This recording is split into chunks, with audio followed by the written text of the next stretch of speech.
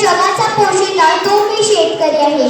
अहो नुसतं बोलायचं जगाचा पोशिंदा, पण या जगाच्या पोशिंद्याला कोणी मान देत नाही, भाव देत नाही.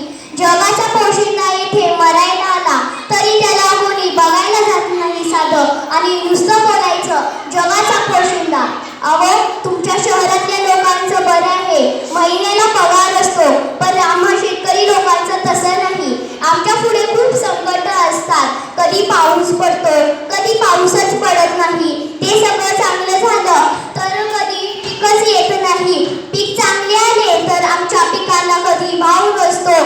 समजा आमच्या पिकांना भाव आला तर तुम्ही शहरातली लोक लगेच चर्चा, काय म्हणे तर कांद्यानं डोळ्यात पाणी आणलं, सर्वांचं बजेट कोसळलं, टमाटर गगनाला भिडायला गेलो.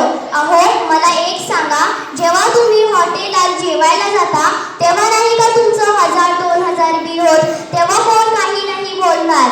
जेव्हा तुम्ही गाडीमध्ये पेट्रोल डिझेल भरता तेव्हा 1 लिटर 100-150